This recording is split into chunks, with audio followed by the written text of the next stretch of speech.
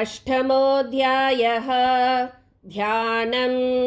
ॐ अरुणां करुणातरङ्गिताक्षीं धृतपाशाङ्कुशबाणचापहस्ताम् अनिमाधिभिरावृतां मयूकैः अहमित्येव विभावये भवानीम्। ॐ ऋषिरुवाच। चण्डे च निहते दैत्ये मुण्डे च विनिपातिते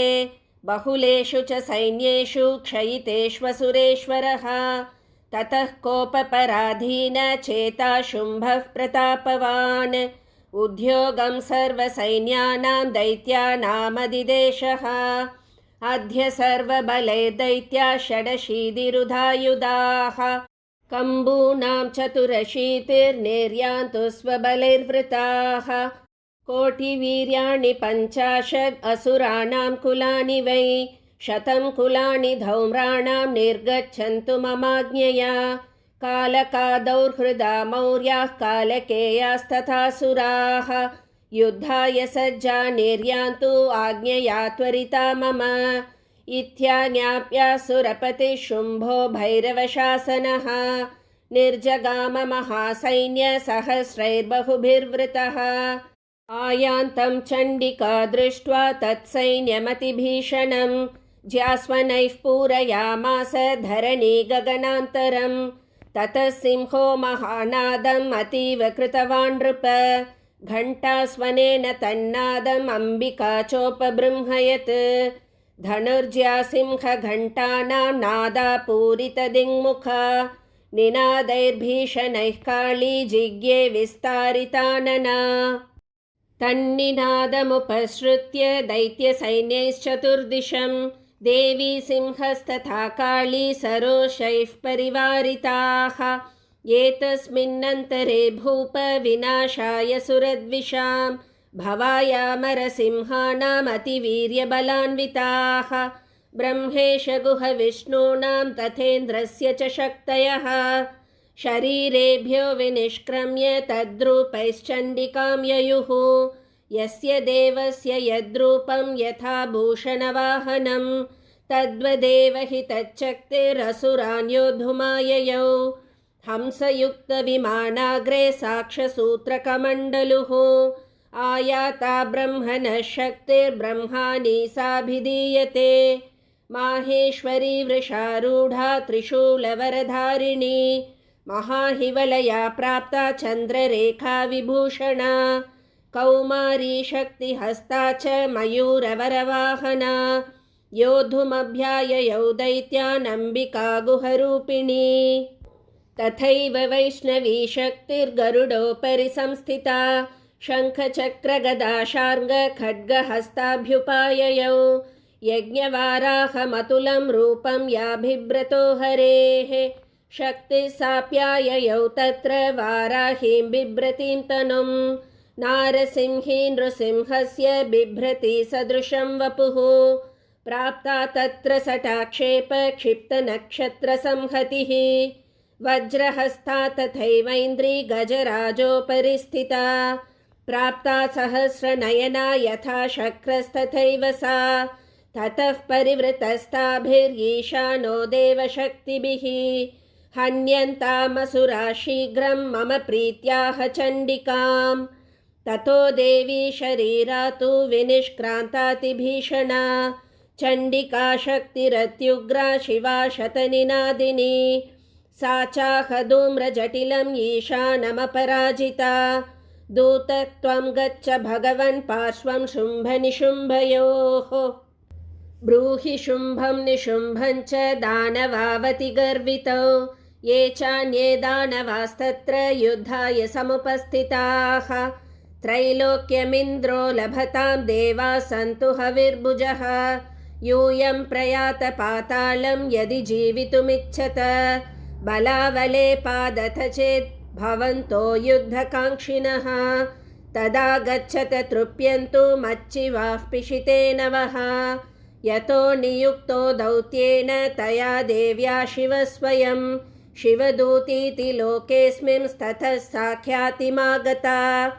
तेऽपि श्रुत्वा वचो देव्या शर्वाख्यातं महासुराः अमर्षा पूरिता जग्मुर्यत्र कात्यायनी स्थिता ततः प्रथममेवाग्रे शरशक्तिवृष्टिवृष्टिभिः ववर्षुरुद्धतामर्षास्तां देवीममरारयः सा च तान् प्रहितान् बाणान् चूलशक्तिपरश्वधान् चिच्छेदलीलयाद्मात धनुर्मुक्तैर्महेषुभिः तस्याग्रतस्तथा काली शूलपातविधारितान् खट्वाङ्गपोदितांश्चारीन् कुर्वती व्यचरत्तदा कमण्डलुजलाक्षेप हतवीर्यान् हतौजसः ब्रह्माणि चाकरोच्छत्रून् येन स्मधावती माहेश्वरी त्रिशूलेन तथा चक्रेण वैष्णवी दैत्यान् जगान कौमारी तथा शक्त्यातिकोपना ऐन्द्रीकुलिशपातेन शतशो दैत्यदानवाः पेतुर्विदारिताः पृथ्व्यां रुधिरौघप्रवर्षिणः तुण्डप्रहारविध्वस्ता दंष्ट्राग्रक्षतवक्षसः वाराहमूर्त्यान्यपतंश्चक्रेण च विदारिताः नखैर्विदारितांश्चान्यान् भक्षयन्ती महासुरान् नारसिंही च चाराजौ नादा पूर्णदिगम्बरा चण्डाट्टहासैरसुरा शिवधूत्यभिदूषिताः पेतुः पृथिव्यां पतितांस्तांश्च कादातसा तदा इति मातृगणं क्रुद्धं मर्दयन्तं महासुरान् दृष्ट्वाभ्युपायैर्विविधैर्नेषुर्देवारिसैनिकाः पलायनपरान् दृष्ट्वा दैत्यान् मातृगणार्दितान् योद्धुमभ्याययौ क्रुद्धो रक्तबीजो महासुरः रक्तबिन्दुर्यदा भूमौ पतत्यस्य शरीरतः समुत्पतति मेदिन्यां तत्प्रमाणस्तदासुरः युयुधे स गता पाणिरिन्द्रशक्त्या महासुरः ततश्चैन्द्री स्ववज्रेण रक्तबीजमताडयत् कुलिशेनाहतस्याशु बहुशुस्रावशोणितं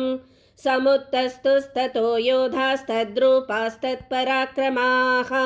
यावन्तः पतितास्तस्य शरीराद्रक्तबिन्दवः तावन्तः पुरुषा जातास्तद्वीर्यबलविक्रमाः ते चापि युयुधुस्तत्र पुरुषा रक्तसम्भवाः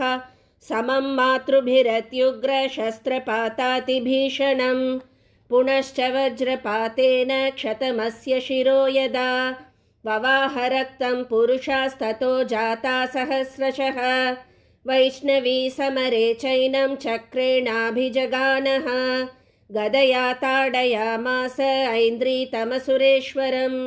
वैष्णवी चक्रभिन्नस्य रुधिरस्रावसम्भवैः सहस्रशो जगद्व्याप्तं तत्प्रमाणैर्महासुरैः शक्त्या जघान कौमारी वाराही च तथासिना माहेश्वरी त्रिशूलेन रक्तबीजं महासुरं स चापि गदया दैत्य सर्वा एवाहनत् पृथक् मातृः कोपसमाविष्टो रक्तबीजो महासुरः तस्याहतस्य बहुधा शक्तिशूलादिभिर्भुवि पपातयो वै रक्तौघस्तेनासञ्चतशोऽसुराः तैश्चासुराश्रुक्सम्भूतैरसुरैः सकलं जगत् व्याप्तमासीत् ततो देवा भयमाजग्मुरुत्तमम् तान् विषण्णान् सुरान् दृष्ट्वा चण्डिका प्राह सत्वरा उवाच कालीं चामुण्डे विस्तीर्णं वदनं कुरु मच्छस्त्रपातसम्भूतान् रक्तबिन्दून् महासुरान् रक्तबिन्दोः प्रतीच्छत्वं वक्त्रेणानेन वेगिना भक्षयन्ती चररणे तदुत्पन्नान् महासुरान् एवमेष क्षयं दैत्यः क्षीणरक्तो गमिष्यति भक्ष्यमाणास्त्वया चोग्रा न चोत्पत्स्यन्ति चापरे इत्युक्त्वा तां ततो देवी शूलेनाभिजघानतं मुखेन काली जगृहे रक्तबीजस्य शोणितं ततो सा वा जघानात गदया तत्र चण्डिकां न चास्या वेदनां चक्रे गदापातोल्पिकामपि तस्याहतस्य देहातु बहुशुस्रावशोणितं यतस्ततस्तद्वक्त्रेण चामुण्डा सम्प्रतीच्छति मुखे समुद्गता येस्या रक्तपातान् महासुराः तांश्चकादात चामुण्डा पपौ तस्य च शोणितं देवी शूलेन वज्रेण बाणैरसिभिर्रिष्टिभिः जघानरक्तबीजं तं चामुण्डापीतशोणितं सपपातमहीपृष्ठे शस्त्रसङ्गसमाहतः नीरक्तश्च महीपाल रक्तबीजो महासुरः ततस्ते हर्षमतुलम् अवापुस्त्रिदशा नृप तेषां मातृगणो जातो ननर्ता शृङ्मदोद्धतः। ॐ इति श्रीमार्कण्डेयपुराणे सावर्णिके मन्वन्तरे देवीमाहात्म्ये रक्तबीजवधो नाम अष्टमोऽध्यायः। श्रीदुर्गार्पणमस्तु।